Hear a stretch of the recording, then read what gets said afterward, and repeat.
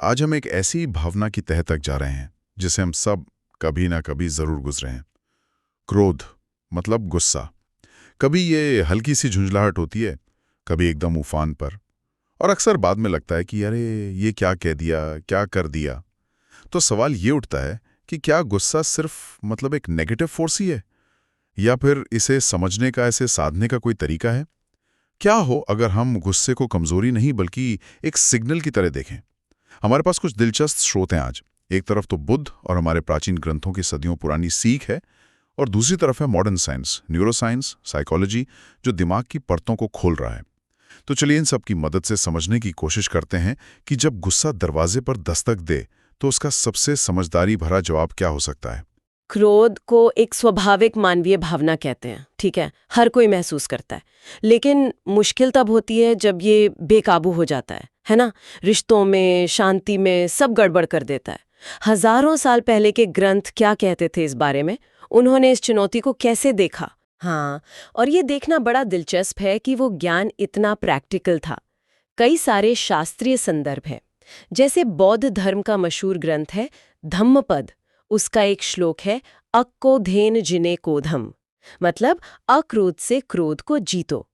साफ कहा है कि गुस्से का जवाब गुस्सा नहीं है, बल्कि शांति और करुणा है।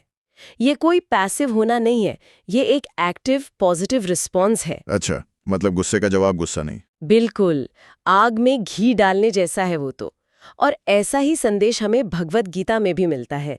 अध्याय 16 में कहा गया है कि काम, क्रोध और लोभ ये 3 नरक के द्वार हैं। गीता इस बात पर जोर देती है कि सेल्फ कंट्रोल मतलब आत्मसंयम और विवेक से ही इंसान इन विनाशकारी चीजों से मुक्त हो सकता है। गुस्से को सिर्फ एक फीलिंग नहीं, बल्कि बुद्धि पर पर्दा डालने वाली ताकत माना गया है। बुद्धि पर पर्दा डालने वाली ताकत। और महाभारत, उसमें तो क्रोध का बहुत बड़ा रोल रहा है। हाँ बिल्कुल, महाभारत में खासकर शांति पर्व और उद्योग पर्व में अनियंत्रित गुस्से और बदले की भावना के भयानक नतीजे दिखाए गए हैं। दुर्योधन का हठ, उसकी जलन, शकुनी का वो पूरा षड्यंत्र, पांडवों का भी गुस्सा था समय समय पर, ये सब मिलकर ही तो वो महाविनाश हुआ। कौरवों का पतन दिखाता है कि कैसे एक का गुस्सा पूरे समाज को तबाह कर सकता है। ये कहानियां नहीं, बल्कि इंसान के स्वभाव का गहरा विश्लेषण है। सोचने वाली बात है। मतलब हजारों साल पहले भी लोग इन्हीं भावनाओं से जूझ रहे थे और समाधान ढूंढ रहे थे।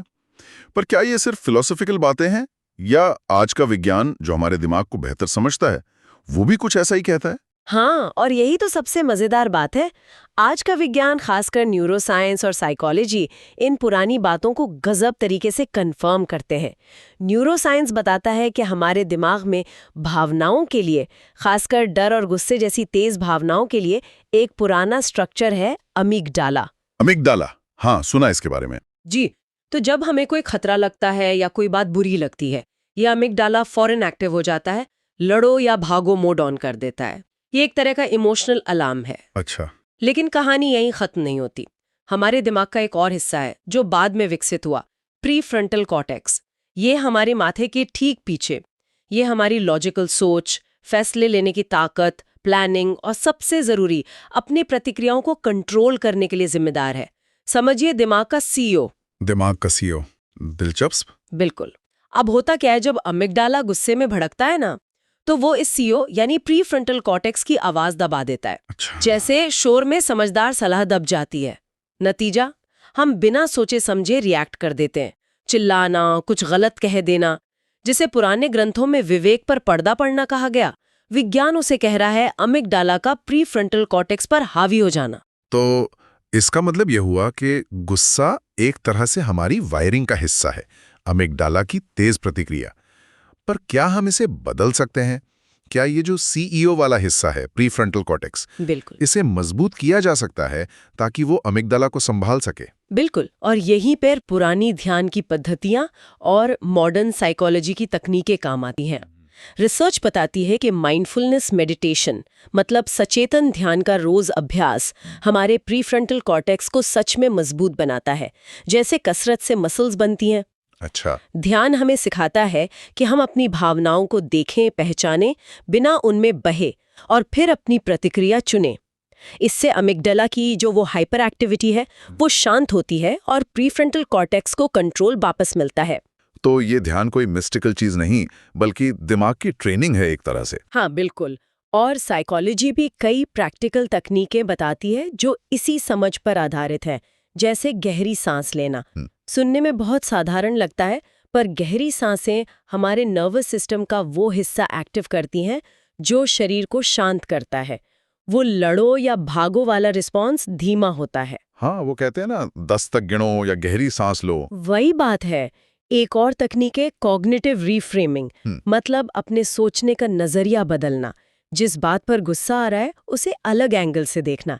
जैसे कोई गाड़ी गलत चला रहा है तो ये सोचना कि शायद कोई इमरजेंसी हो, ये गुस्से की आग को ठंडा कर सकता है। नजरिया बदलना। और हाँ, करुणा और सहानुभूति का अभ्यास। जब हम दूसरों की हालत समझने की कोशिश करते हैं ना, तो गुस्सा अपने आप कम हो जाता है। स्टडीज ने ये भी दिखाया है कि जब हम गुस्से पर काबू पाते हैं तो हमारे शरीर में स्ट्रेस हार्मोन कॉर्टिसोल कम होता है। अच्छा। तो गुस्से पर काबू पाना दिमागी शांति के साथ साथ सेहत के लिए भी जरूरी है और रिश्तों के लिए तो है ही। ये तो कमाल का कनेक्शन है। पुराना ज्ञान, दिमाग के सर्किट, हार्मोन और हमारे रोज के रिश्ते। सुनने में तो ये सब बहुत लॉजिकल और असरदार लगता है, लेकिन असली सवाल तो ये है कि जब सच में गुस्सा चढ़ाओ, पारा हाई हो, तब क्या ये तरीके काम करते हैं? कोई ऐसा उदाहरण है जो दिखाता हो कि ये सिर्फ किताबी बातें नहीं हैं? हाँ बिल्कुल है। एक बहुत प्रसिद्ध उदाहरण तो भगवान बुद्ध के जीवन से ही है। कहते हैं एक आदमी उनके पास आया और बेवजह उन पर चिल्लाने लगा, गालियां देने लगा।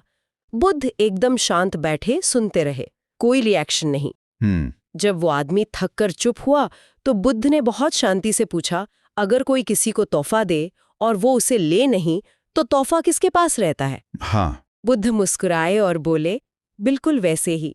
तुमने जो मुझे अपशब्द दिए मैं उन्हें स्वीकार नहीं करता, वो तुम्हारे ही पास रह गए। बुद्ध की इस शांति और करुणा का उस आदमी पर इतना असर हुआ कि उसका गुस्सा शांत हो गया और वो उनका शिष्य बन गया। ये दिखाता है कि शांति की ताकत गुस्से से कहीं ज्यादा है। वाह, ये कहानी तो अद्भुत है। गुस्से को स्वीकार ही नहीं किया। लेकिन आजकल की लाइफ में, ऑफिस में, घर में, क्या ये मुमकिन है? हाँ, शायद इतना नाटकीय न हो, पर सिद्धांत तो वही है। सोचिए, ऑफिस में टीम के किसी साथी ने गलती कर दी, प्रोजेक्ट लेट हो गया, आपको बॉस से डांट पड़ी। पहला रिएक्शन क्या होगा? शायद उस साथी पर गुस्सा निकालना, उसे डांटना। लेकिन अगर आप बुद्ध की बात या माइंडफुलनेस याद करें तो आप रुकेंगे, शायद 2-4 गहरी सांस लेंगे। हाँ। फिर आप उस साथी से अकेले में बात करेंगे, समझने की कोशिश करेंगे कि गलती क्यों हुई। हो सकता है कोई पर्सनल प्रॉब्लम हो या जानकारी सही न मिली हो। जब आप सहानुभूति से समझेंगे तो गुस्से के बजाय समाधान पर फोकस करेंगे। इससे प्रॉब्लम भी सॉल्व होगी और टीम मेंबर का आपके प्रति सम्मान भी बढ़ेगा। ये भी तो क्रोध पर विजय है। सही बात है। ये ज्यादा प्रैक्टिकल तरीका लगता है रोजमर्रा की जिंदगी के लिए। बिल्कुल। यही बात घर के झगड़ों या दोस्तों के मनमुटाव में भी लागू होती है। मतलब ये कोई जादू की छड़ी नहीं है कि घुमाई और गुस्सा गायब। ये एक स्किल है जिसे सीखना पड़ता है, प्रैक्टिस करना पड़ता है। तो अगर कोई इस जानकारी को इस्तेमाल करके अपने गुस्से को बेहतर संभालना चाहे तो उसे क्या कदम उठाने चाहिए? एक प्रोसेस की तरह कैसे देखें इसे? दिल तेज धड़क रहा है, फौरन रिएक्ट करने की जो इच्छा होती है ना, उसे रोकें। बस एक पल रुकें और फिर 3-4 गहरी धीमी सांसें लें। नाक से अंदर, पेट फुलाएं और मुंह से धीरे धीरे बाहर। ये छोटा सा एक्शन नर्वस सिस्टम को शांत करता है, सोचने का वक्त देता है। ठीक है, पहला कदम रुकना और सांस लेना। दूसरा कदम आत्मनिरीक्षण करें। उस रुके हुए पल में अपनी भावना को पहचानें। बिना जज किए बस मान लें, हाँ मुझे गुस्सा आ रहा है। खुद को कोसे नहीं, बस एक देखने वाले की तरह देखें। ये गुस्सा मेरे अंदर उठा है। खुद को गुस्से से अलग करें थोड़ा। ये आपको भावना में बहने से रोकता है। अच्छा, मतलब गुस्से को देखना, उसे स्वीकार करना। जी। तीसरा कदम करुणामय दृष्टिकोण अपनाएं। ये शायद सबसे मुश्किल पर सबसे पावरफुल है। जिस वजह से गुस्सा आया है, उस व्यक्ति या स्थिति के प्रति थोड़ी करुणा, थोड़ी सहानुभूति लाने की कोशिश करें। सोचें, क्या कोई और वजह हो सकती है उनके बर्ताव की? क्या वो तनाव में हैं, डरे हुए हैं? आपको उनके एक्शन से सहमत नहीं होना, बस समझने की कोशिश करनी है। दूसरों को समझने की कोशिश। हाँ, और खुद के लिए भी करुणा कि हाँ गुस्सा आया, ठीक है, हम इंसान हैं। चौथा कदम सही कर्म चुने। अब जब आप थोड़े शांत हैं, स्थिति को ज्यादा साफ देख पा रहे हैं, तब अपनी प्रतिक्रिया चुने। क्या बात करना जरूरी है? क्या शांति से अपनी जरूरत बताना सही रहेगा? या कभी-कभी चुप रहना या वहां से हट जाना ही बेहतर है? जरूरी ये है कि आपका रिएक्शन आवेग या बदले की भावना से ना हो, बल्कि समझदारी और शांति से हो। एक सोचा समझा चुनाव हो। ये 4 कदम रुकना, देखना, समझना और फिर चुनना, ये तो गुस्से के ऑटो पायलट को मैनुअल कंट्रोल में लाने जैसा है। और ये फिर से वही बात सामने आ रही है कि कैसे हजारों साल पुराने सिद्धांत और आज की दिमागी समझ एक ही तरफ इशारा कर रहे हैं। ये क्या सिर्फ इत्तेफाक है? मुझे तो ये इत्तेफाक नहीं लगता। ये शायद इंसान के स्वभाव और उसके काम करने के तरीके की गहरी समझ है, जिसे पुराने ऋषियों ने ध्यान और अनुभव से समझा और जिसे आज विज्ञान अपने तरीकों से वेरीफाई कर रहा है। रुकने का महत्व ताकि अमिगडाला शांत हो, सोचने का महत्व ताकि प्रीफ्रंटल कॉर्टेक्स काम करे, और फिर सोच समझकर प्रतिक्रिया। ये एक यूनिवर्सल लगता है। हाँ, ध्यान और माइंडफुलनेस जैसी तकनीकें जो पुरानी परंपराओं का हिस्सा रही हैं, अब साइंटिफिकली प्रूव हो चुका है कि वो दिमाग को बदल सकती हैं, हमें इमोशनली ज़्यादा फ्लेक्सिबल बनाती हैं। तो हाँ, वैज्ञानिक तरह से पुराने ज्ञान की पुष्टि कर रहा है। तो इस पूरी बातचीत को अगर समेटें तो कुछ मुख्य बातें क्या होंगी? इस चर्चा से निकले खास पॉइंट्स? हाँ, कुछ खास बातें हम दोहरा सकते हैं। पहला, क्रोध स्वाभाविक है, शक्तिशाली है। इसे दुश्मन नहीं, एक सिग्नल समझें। शायद कोई ज़रूरत पूरी नहीं हो रही या नज़रिया बदलने की ज़रूरत है। मैनेजमेंट ज़रूरी है, दबाना नहीं। ठीक है। दूसरा, पुराने ज्ञान के स्रोत बुद्ध, गीता, महाभारत सब एक ही बात कहते हैं। गुस्से का जवाब गुस्सा नहीं, शांति, धैर्य, करुणा ही असली उपाय है। बिल्कुल। तीसरा, मॉडर्न साइंस, खासकर न्यूरो साइंस, इन पुरानी बातों को सपोर्ट करता है। ध्यान जैसी तकनीकें दिमागी संतुलन बनाने में वैज्ञानिक रूप से कारगर हैं। ये सिर्फ आध्यात्मिक नहीं, प्रैक्टिकल भी हैं। ये कनेक्शन महत्वपूर्ण है। और चौथा, करुणा और सहानुभूति, ये सिर्फ दूसरों के लिए नहीं, खुद के लिए भी फायदेमंद है। इससे गुस्सा कम होता है और रिश्ते बेहतर बनते हैं। ये आपसी समझ बढ़ाने का तरीका है। तो आज हमने देखा कि कैसे क्रोध, जो अक्सर एक बेकाबू आग लगता है, उसे सही समझ और अभ्यास से एक दिशा दी जा सकती है। शायद सबसे शक्तिशाली जवाब यही है, प्रतिक्रिया से पहले रुकना, सांस लेना, समझना और फिर शांति और समझदारी से अपना रास्ता चुनना।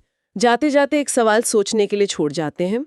जब हम कहते हैं क्रोध पर विजय पाना, तो क्या इसका मतलब ये है कि हमें कभी गुस्सा महसूस ही नहीं करना चाहिए?